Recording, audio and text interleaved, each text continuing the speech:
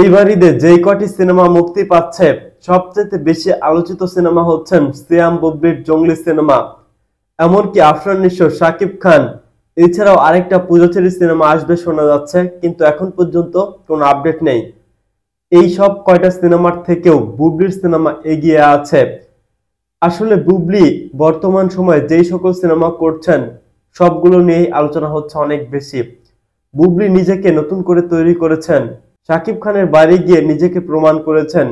এইবার ঈদই সেটার প্রমাণ। আসলে বুবলি একটা নায়কের যেরকম আলোচনা হওয়া উচিত, বুবলিকে নিয়ে ঠিক সেরকমই আলোচনা হচ্ছে। বর্তমান সময়ে বুবলির যে গ্রহণযোগ্যতা, জনপ্রিয়তা, অনেক নায়কের সেটা নেই। শাকিব খানের পরেই বুবলিকে নিয়ে আলোচনা হয় বেশি। একটা নায়কের চেয়ে বুবলিকে নিয়ে আলোচনা হয় বেশি। ঠিক সেটার ধারাবাহিকতা বজায় রেখে বুবলির ঈদে এবার যে সিনেমাটি মুক্তি পাচ্ছে এইটা দর্শক জনপ্রিয়তা এগিয়ে আছে। এমনকি শাকিব খানের বরবাদ সিনেমার থেকেও এগিয়ে আছে, কারণ শাকিবের বরবাদ সিনেমার সেরকম কোনো প্রচারণা নেই। এখন পর্যন্ত ভালো কোনো গান মুক্তি পায়নি। একটা গান মুক্তি পেয়েছে দ্বিধা, মোটামুটি মানের গান, মানে দর্শকদের মুখে মুখে থাকবে। অথবা প্রিয়তমা, রাজকুমার সিনেমাতেও একটা রাজকুমার গান ছিল যেটা ভালো লেগেছে।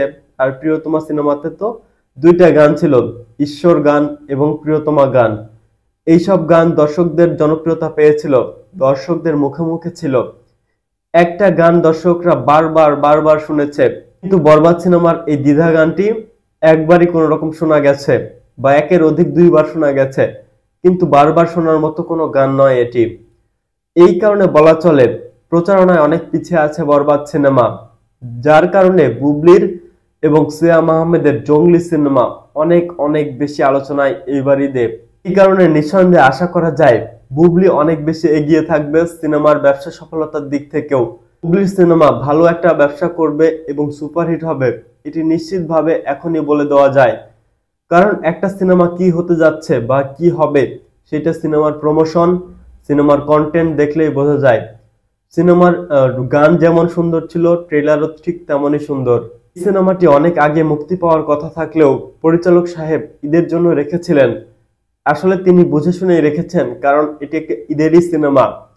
বড় অ্যারেঞ্জমেন্ট না হলেও মোটামুটি ভালো একটা গল্পের সিনেমা, ভালো একটা প্রজেক্ট হতে যাচ্ছে বুবলির ক্যারিয়ারের এটি।